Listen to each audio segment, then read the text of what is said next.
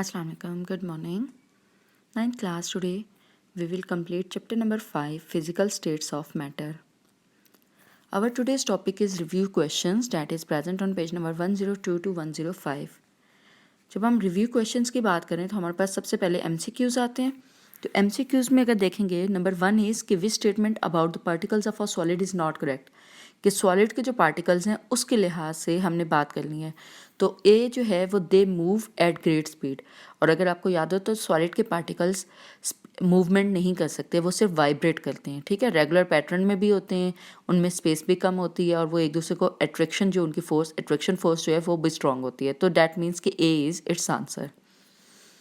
Second है कि boiling point कुछ एलिमेंट्स का गिवन है, जैसे आर्गन का है, नाइट्रोजन का है, ऑक्सीजन एंड जीनॉन का है। हमने ये बताना है कि अगर इनके मिक्सचर इनके गैसेस के हों, ठीक है, इनको मिक्स किया जाए -2 10 पे, और ठीक है, और इनको हीट किया जाए फिर 20 डिग्री सेंटीग्रेड से, तो इनमें से कौन से वाले एलिमेंट्स ऐसे होंगे जो स्टिल लिक्विड फॉर्म में होंगे। लिक्विड फॉर्म में होंगे से क्या मतलब है, अगर आप देखो तो ये सारे क्या हैं आपके पास माइनस के टेम्परेचर्स में है। ठीक है, तो हमने किस टेम्परेचर में -2 10 पे मिक्स किया है उनको, फिर उसके बाद उन्हें हीट किया 20 डिग्री सेंटीग्रेड तक। तो आपके पास इसमें से एरेगन भी, ऑक्सीजन और जीनोन, ये तीनों लिक्विड में होंगे। ठीक है, जबकि जो नाइट्रोजन है वो उस टाइम भी अभी तक आपके पास लिक्विड में नहीं होगी, वो सॉलिड में गैसेस में चली जाएगी। ठीक है, तो इसलिए बाकी तीनों के तीनों होंगे। तो that means it's answer is B. Third आपके पास दिया हुआ है कि एक टेबल दिया हुआ है जिसमें मेल्टिंग और बॉइलिंग पॉइंट्स फोर सब्सटेंसेस के दिए हुए हैं। आपने ये बताना है कि रूम टेम्परेचर पे कौन सा वाला सॉलिड होगा, और रूम टेम्परेचर आपको पता है कि क्या डिग्री होता है, कि आपके तकरीबन 20 से 30 के दरमियान होता है। तो अगर आप इसका देखो मेल्टिंग पॉइंट, तो वो देखो डी वाले का 36 है, बाकी 0 0 0 माइनस में है, तो माइनस तो नहीं होता ना रूम टेम्परेचर। तो डैट मीन्स कि मेल्टिंग पॉइंट जो है वो इसका सबसे हाईएस्ट है, 36 है। तो डैट मीन्स कि डी वाला जो है वो सॉलिड फॉर्म में होगा रूम टेम्परेचर पे। ओके, और नंबर 4 जो है हमारे पास वो ये है कि आपने ये बताना है कि in which of the following process speed of the particles decreases. कौन सा प्रोसेस है जिसमें पार्टिकल्स की स्पीड डिक्रीज होगी, मेल्ट करेंगे तो भी इंक्रीज होगी, बॉयल करेंगे तो भी इंक्रीज होगी, सब्लिमेशन भी हीटिंग होता है वो भी इंक्रीज होगी। ठीक है, इवेपोरेशन भी हीटिंग होता है, उसमें भी स्पीड इंक्रीज होती है। सिर्फ कंडेंसेशन वो प्रोसेस है जिसमें क्या होती है, स्पीड पार्टिकल्स की लो होती है, क्योंकि वो कंडेंस हो रहा होता है। ठीक है, टेम्परेचर लो करते हैं तो कंडेंस होते हैं। तो पार्टिकल्स की इसमें डिक्रीज होगी।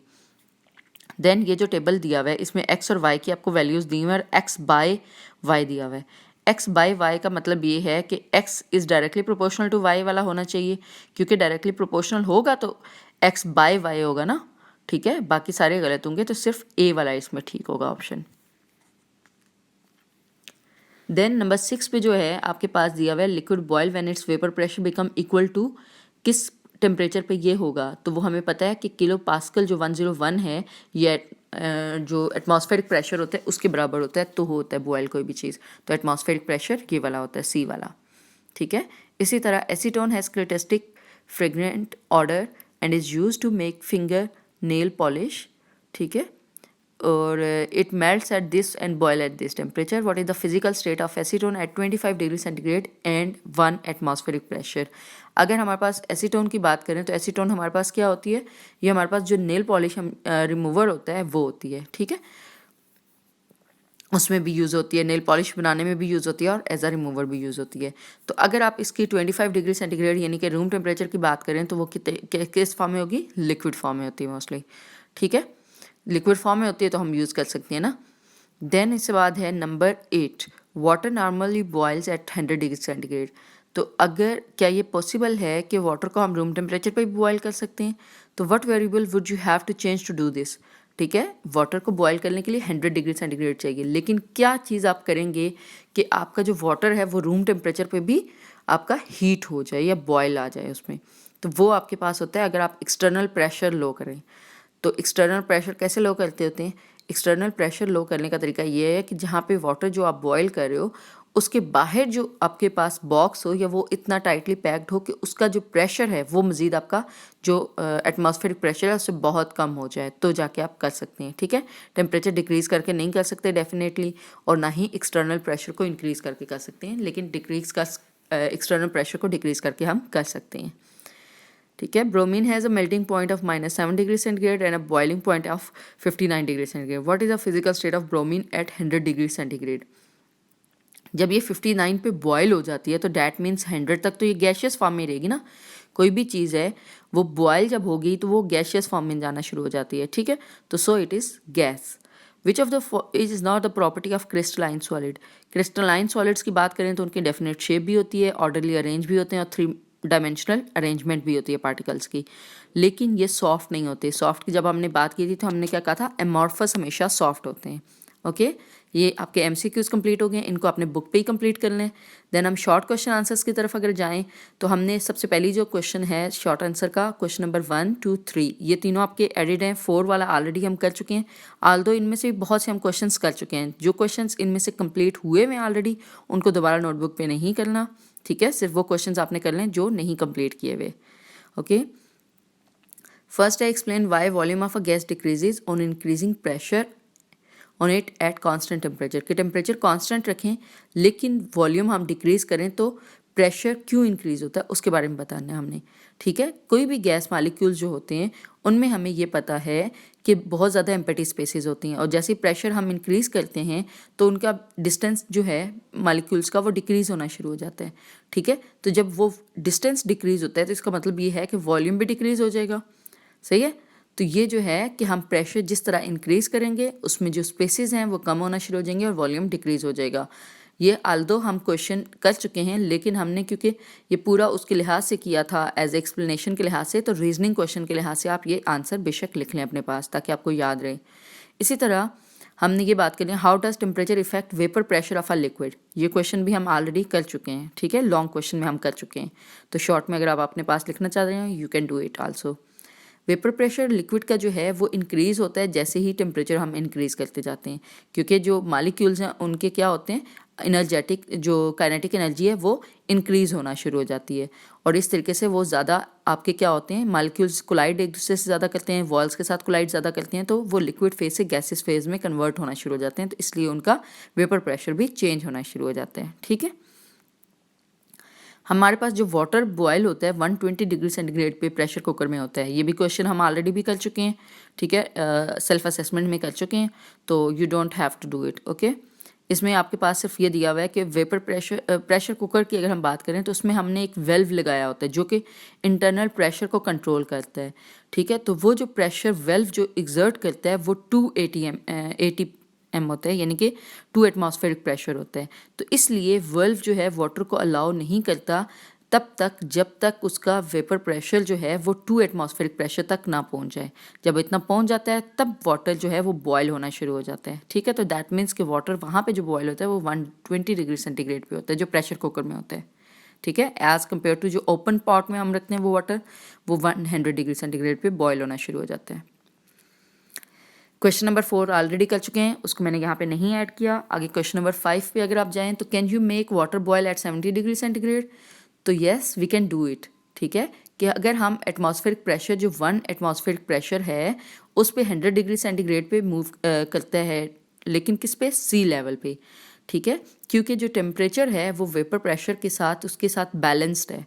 लेकिन अगर हम माउंट एवरेस्ट पे जाएं यानी कि अबव सी लेवल पे जाएं तो वहाँ पे हम जो प्रेशर है वो कम होकर 34 हो जाता है, जिसकी वजह से वाटर जो है हाइट पे वो ज़्यादा जल्दी बॉयल होगा। ठीक है, अगर हम इस वाटर को 70 डिग्री सेंटीग्रेड पे बॉयल करना चाहते हैं तो हमें अपना जो प्रेशर है, ठीक है, वेपर प्रेशर वो 34 तक करना पड़ेगा।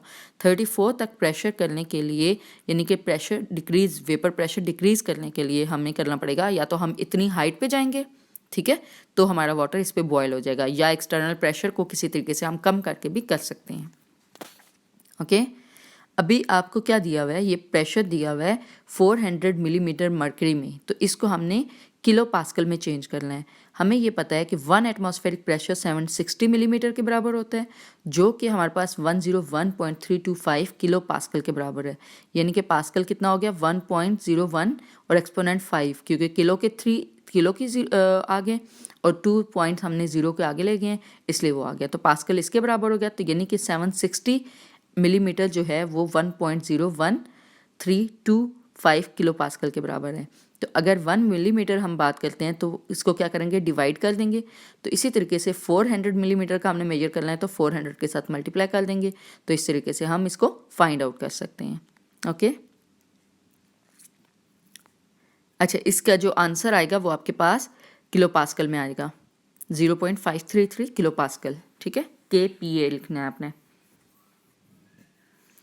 देन क्वेश्चन नंबर 3 पे अगर आप जाएं, लॉन्ग क्वेश्चन शुरू हो जाते हैं कि आपने वॉल्यूम का इफेक्ट देखना है प्रेशर पे और टेम्परेचर पे। ये ऑलरेडी हम कर चुके हैं, इसलिए I am not explaining it again. Okay, इसी तरीके से जो गैस की डिफ्यूजन और रिफ्यूजन है, इनके डिफरेंसेस भी हम कर चुके हैं। हमने डिफ्यूजन को अलहदा से किया है, फ्यूजन को अलहदा से किया है। यहाँ पे आपके पास इस फॉर्म में दिए हुए हैं, डिफरेंसेस के फॉर्म में दिए हुए हैं। You can do it on self. Okay, ये सारा उसी के लिहाज से है कि डिफ्यूजन में क्या हो रहा है। डिफ्यूजन में ये हो रहा होता है कि आपके जो मालिक्यूल्स हैं हायर कंसंट्रेशन से लोअर की तरफ जा रहे होते हैं, जबकि इफ्यूजन में जो गैस मालिक्यूल है हायर से लोअर की तरफ मूव कर रहे होते हैं। ठीक है, बगैर उसे टच किए। जैसे ये इस डायग्राम में दिखाया हुआ, मैं यहीं पे सिर्फ एक्सप्लेन करूँगी कि एक से दूसरी साइड पे मूव कर रहे हैं और दोनों मिक्सअप हो जाएंगे, इक्वल अमाउंट में आ जाएंगे। जबकि इफ्यूजन में क्या होता है कि अगर उनको कोई स्पेस मिलती है, छोटी सी भी स्पेस मिलती है, तो हर मालिक्यूल एक एक करके इफ्यूज आउट हो जाता है, बाहर निकल जाता है। ठीक है, एस्केप हो जाता है। नेक्स्ट जो क्वेश्चन नंबर आपके पास है 9। क्वेश्चन नंबर 9 की अगर हम बात करें तो इसमें आपके पास ये है कि 5-6 इसके पॉइंट्स दिए हुए हैं। ठीक है, ये जिस तरीके से हमने एक एग्जाम्पल की थी क्लोरीन, क्लोरोफॉर्म, इथेनॉल और वाटर वगैरह की, वही उसी टाइप की ये एग्जांपल दी हुई है कि पहले तो इनके बॉइलिंग टेम्परेचर आपने बताने। ये बॉइलिंग टेम्परेचर हम ऑलरेडी भी बता चुके हैं, तो बेशक ये वाला पॉइंट ना कीजिएगा। Second, at what temperature ethanol will boil when the atmospheric pressure is 51 kilo pascal. तो यहाँ पे क्या है कि बॉयल जो होता है 78 डिग्री सेंटीग्रेड पे होता है जब इसका इतना टेम्परेचर दिया होता है। अगर आपके 1 पास्कल पे है तो क्या 78 से डिवाइड कर देंगे हम और मल्टीप्लाई 51 से कर देंगे, तो हमारे पास आ जाएगा कि कितने टेम्परेचर पे ये बॉयल हो जाएगा। ठीक है, इसी तरीके से वाटर का बॉयल 80 डिग्री सेंटीग्रेड पे करना है, तो हमें पता है 100 डिग्री सेंटीग्रेड पे वाटर बॉयल होता है जब उसका 760 मिलीमीटर मर्करी के होती है प्रेशर, वेपर प्रेशर होता है। ठीक है, तो हम प्रेशर के साथ इनका चेक करें कि प्रेशर चेंज करने से, एक्सटर्नल प्रेशर चेंज करने से हम बॉइलिंग टेम्परेचर कितना कम ज़्यादा कर सकते हैं। ठीक है, तो ये भी उसी तरह 760 को 100 से डिवाइड करके मल्टीप्लाई बाय 80 कर देंगे, तो हमारे पास आ जाएगा कि कितने हमारे पास प्रेशर होना चाहिए। मिलीमीटर में है तो मिलीमीटर में कर लेंगे, और अगर किलो पास्कल में है तो किलो पास्कल से कर लेंगे। हमें चेंज करने की ज़रूरत नहीं है, दोनों के साथ हम डिग्री सेंटीग्रेड के साथ फाइंड आउट कर सकते हैं। ठीक है, इसी तरह नीचे है क्लोरोफॉर्म का दिया हुआ है कि एक्सटर्नल प्रेशर 50 किलो पास्कल हो तो कितना हो जाएगा, तो उसमें भी इसी तरीके से हम सॉल्व करेंगे। ठीक है, और इसी तरीके से क्लोरोफॉर्म को 0 डिग्री सेंटीग्रेड पे दिया है, तो 0 डिग्री सेंटीग्रेड से मतलब ये है कि आप केल्विन में कन्वर्ट कर लो। ठीक है, केल्विन में कन्वर्ट कर लोगे तो इजीली आप फाइंड आउट कर सकते हैं। देन इससे बाद है कि बॉइलिंग पॉइंट ऑफ क्लोरोफॉर्म का आपने प्रिडिक्ट करना है 600 मिलीमीटर मर्करी पे, वो भी वही चीज़ रहेगी। ठीक है, इसमें भी उसी तरीके से हमने डिवाइड करके जो टेम्परेचर है उसे मर्करी के साथ जो आपका प्रेशर है उसे डिवाइड करके फिर मल्टीप्लाई कर देंगे दूसरा प्रेशर, तो हमारे पास टेम्परेचर आ जाएगा कि कितना हमें रिक्वायर्ड है कि उसके लिए इसको बॉयल करने के लिए। ठीक है, ये एक ही टाइप की चीज़ आ रही है बार बार, सिर्फ आपके उसमें क्या है कि डिफरेंट 4 आपने जो पढ़े हैं उन चारों के बारे में 1 बाय 1 मुख्तलिफ टेम्परेचर्स दिए गए हैं या फिर मुख्तलिफ प्रेशर दिया गया है, तो उसमें आपने करना है। ठीक है, आई होपफुल कि आपको क्लियर है। अगर आपको क्लियर नहीं है तो you can ask me. Then question number 10 है कि why does evaporation lower the temperature of a liquid, कि इवेपोरेशन टेम्परेचर जो है वो कैसे लोअर होता है लिक्विड का। क्या इसका क्या मतलब था, जब हमने बात की थी काइनेटिक थ्योरी के अकॉर्डिंग बात की थी कि जब भी कोई भी इवेपोरेट हो रहा है, इवेपोरेशन हमारे पास कूलिंग प्रोसेस है इसके बारे में हमने क्वेश्चंस ऑलरेडी भी कर चुके हैं, ठीक है। ये वही आंसर यहाँ पे भी एक्सप्लेन हुआ है दोबारा से कि क्या हो रहा है कि जब टेम्परेचर को हम मेजर करते हैं तो वो काइनेटिक एनर्जी ऑफ मॉलिक्यूल होती है, ठीक है। इवेपोरेशन में क्या हो रहा है, हाई एनर्जी मॉलिक्यूल जो हैं वो क्या रहे होते हैं, एस्केप हो रहे होते हैं सरफेस से, तो उसकी वजह से जो एवरेज काइनेटिक एनर्जी है वो लोअर होना शुरू हो जाती है, ठीक है। तो इस तरीके से जो टेम्परेचर है लिक्विड का वो कम होना शुरू हो जाता है, तो इस तरीके से हम इसको एज अ कूलिंग प्रोसेस कहते हैं, ठीक है। क्वेश्चन नंबर 11 अगर देखें तो इसमें हमने क्या करना है, इसमें हमने चार्ल्स लॉ को एक्सप्लेन करना है, और चार्ल्स लॉ को एक्सप्लेन करने का हमारे पास क्या था, V/T करना है, यानी कि जो भी वॉल्यूम आपको दिया हुआ है उसे डिवाइड कर देना है हमने टेम्परेचर के साथ, ठीक है। और टेम्परेचर हमारे पास केल्विन में होता है, तो इसलिए पहले हमने टेम्परेचर को केल्विन में कन्वर्ट करना है, और केल्विन में कन्वर्ट करके दोनों को डिवाइड करते जाना है, तो V/T हमारे पास सारी वैल्यू आ जाएगी, ठीक है। दो ही वैल्यूज़ दी हैं, दोनों कॉन्स्टेंट हैं, अगर कॉन्स्टेंट वैल्यू आई हैं तो डैट मीन्स कि ये चार्ल्स लॉ को आपके कर रहा है, स्टेट कर रहा है, ठीक है, उसके अकॉर्डिंग रूल कर रहा है, ठीक है। क्वेश्चन नंबर 12 पे अगर आप जाओगे तो 12 में भी हमारे पास यही चीज़ है, हमने यहाँ पे क्या करना है, यहाँ पे भी चार्ल्स लॉ को एक्सप्लेन करना है कि ये चार्ल्स लॉ को फॉलो कर रहा है या नहीं कर रहा, ठीक है। तो इसमें भी हमने क्या करना है, टेम्परेचर को केल्विन में कन्वर्ट करना है, जितने भी टेम्परेचर हमें दिए हुए हैं, 3 दिए हुए हैं, इसमें तीनों को केल्विन में कन्वर्ट करना है, और V/T है यानी कि वॉल्यूम से डिवाइड बाय टेम्परेचर करते जाना है, तो हमारे पास आंसर आ जाएगा। तीनों का टेम्परेचर कांस्टेंट है, तो दैट मीन्स कि ये भी आपका डायरेक्टली प्रोपोर्शनल है, जो कि चार्ल्स लॉ को फॉलो कर रहा है, ठीक है। क्वेश्चन नंबर 13 पे अगर जाओ तो उसमें आपने बॉयल्स लॉ को एक्सप्लेन करना है कि ये जो चेंजिंग्स हैं वो बॉयल्स लॉ में अकर हो रही हैं या नहीं हो रही। तो बॉयल्स लॉ के अकॉर्डिंग हम कैलकुलेट करेंगे, हमारे पास P/V होता है, यानी कि प्रेशर को वॉल्यूम के साथ मल्टीप्लाई करके हम चेक करते हैं, तो दोनों वैल्यूज़ को हमने चेक किया तो हमारे पास ये कांस्टेंट आ रहा है, तो दैट मीन्स कि ये भी एग्री करता है बॉयल्स लॉ के साथ, ठीक है। तो ये मैं बार बार सारों को इसको जनरली आपको एक्सप्लेन कर ली हूँ, तो आई होप कि आप इनको सॉल्व करोगे तो आपको क्लियर होगा। अगर कोई क्लियर नहीं हुआ you can ask me, okay. Question number 14 पे अगर आप जाओ तो इसमें आपके पास जो एक्सप्लेन किया आपने ये बताना है कि ये भी बॉयल्स लॉ को ओबे कर रहा है या नहीं कर रहा, ठीक है। इसमें भी आपने वही करना है, प्रेशर और वॉल्यूम को मल्टीप्लाई जो है प्रेशर इंटू वॉल्यूम करना है आपने, ठीक है, मल्टीप्लाई करना है दोनों को, और उसके बाद इसको आपने चेक कर लेना कि ये दोनों चीज़ें हो रही हैं या नहीं हो रही, ठीक है। अच्छा, एक और चीज़ भी है इसमें, आपको क्या किया हुआ है, इन्होंने डिवाइड करके पहले क्या किया हुआ है, क्यूबिक ये डेसीमीटर में है, ठीक है, तो इन्हें सेंटीमीटर में कन्वर्ट किया हुआ है अगर आप देखोगे। और दूसरी चीज़ ये है, ये टॉर्क की फॉर्म में प्रेशर दिया हुआ है, टॉर्क की फॉर्म में प्रेशर दिया हुआ है, तो 1 एटमॉस्फेरिक प्रेशर जो है 760 टॉर्क के बराबर होता है। तो एटमॉस्फेरिक में कन्वर्ट करने के लिए हम क्या करेंगे, उसे डिवाइड कर देंगे, और इसी तरह क्यूबिक डेसीमीटर को हम कन्वर्ट कर लेंगे इसको क्यूबिक सेंटीमीटर में। तो ये दोनों चीज़ें जब हम कन्वर्ट कर लेंगे,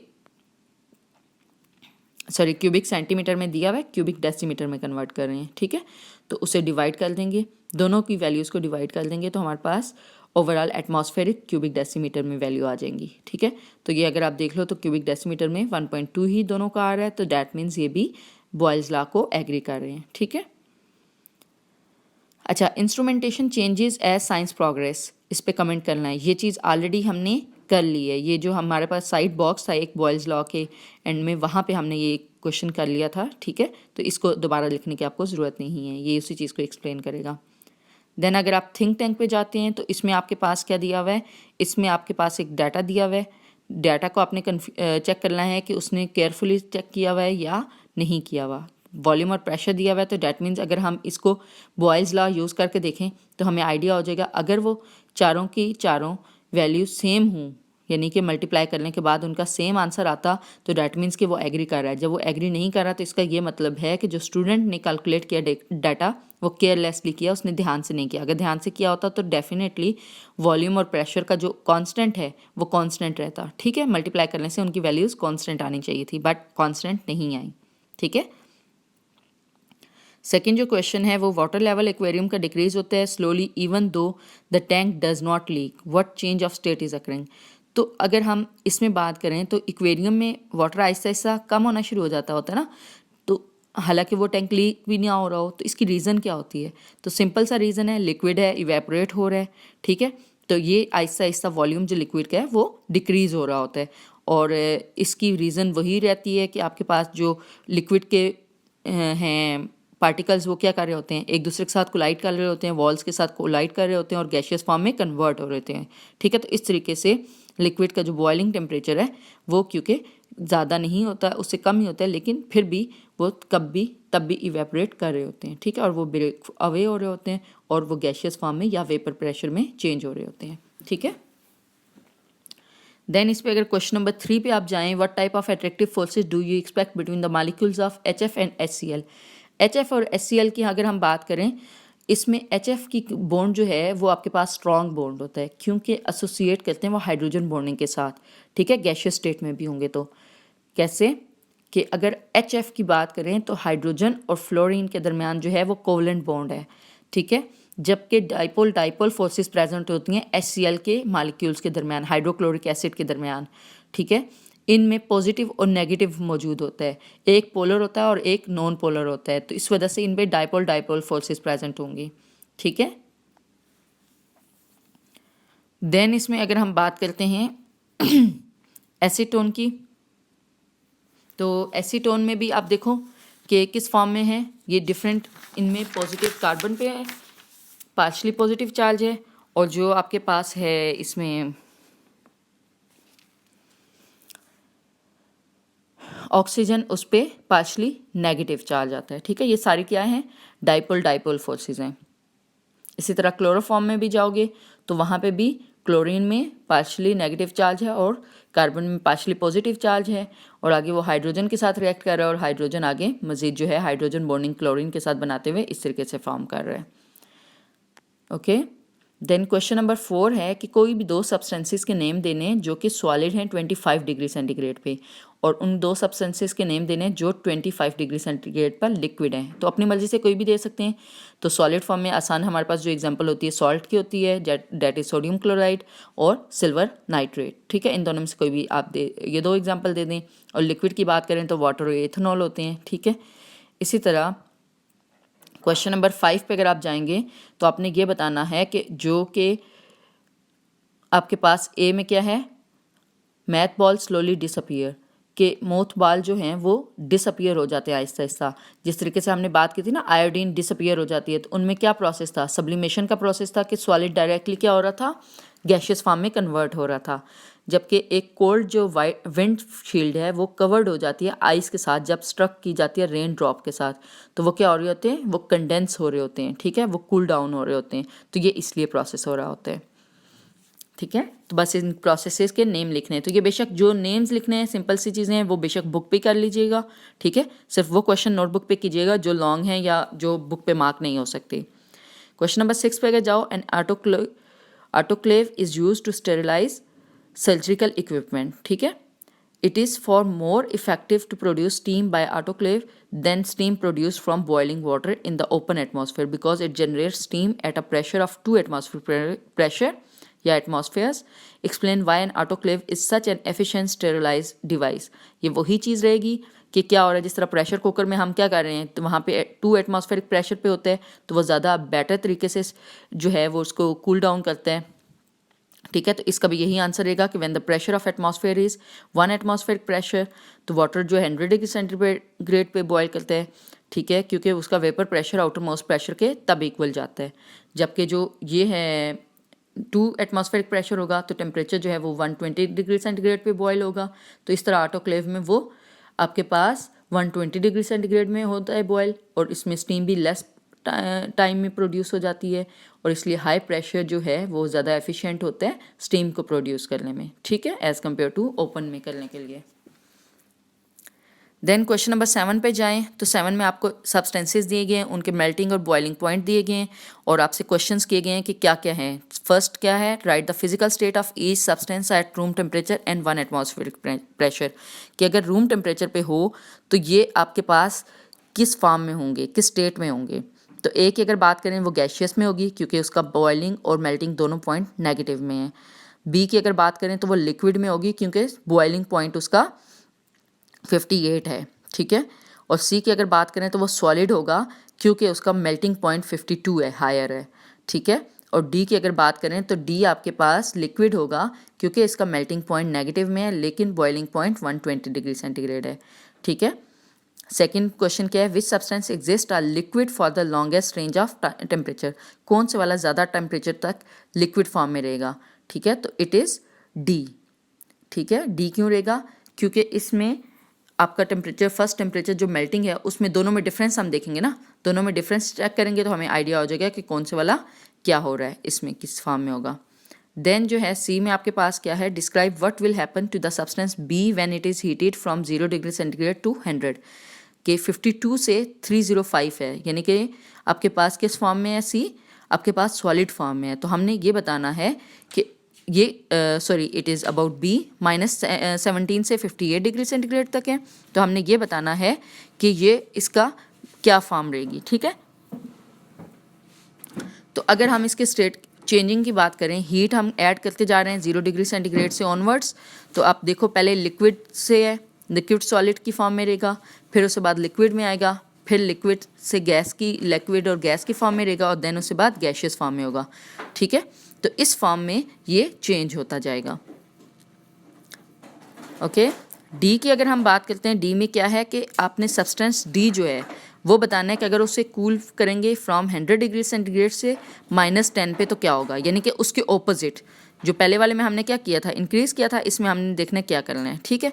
पहले गैस है, स्टीम की फॉर्म में था, फिर उसे कंडेंस करेंगे, लिक्विड वाटर की फॉर्म में आएगा, फिर फ्रीज करेंगे, सॉलिड आइस की फॉर्म में आ जाएगा, यानी कि ये इस फॉर्म में चले जाएगा कि टेम्परेचर से पहले क्या हुआ है, गैसियस फॉर्म में था, गैसियस से लिक्विड में होगा, लिक्विड से लिक्विड सॉलिड में होगा, सॉलिड से सॉलिड में हो जाएगा, ठीक है।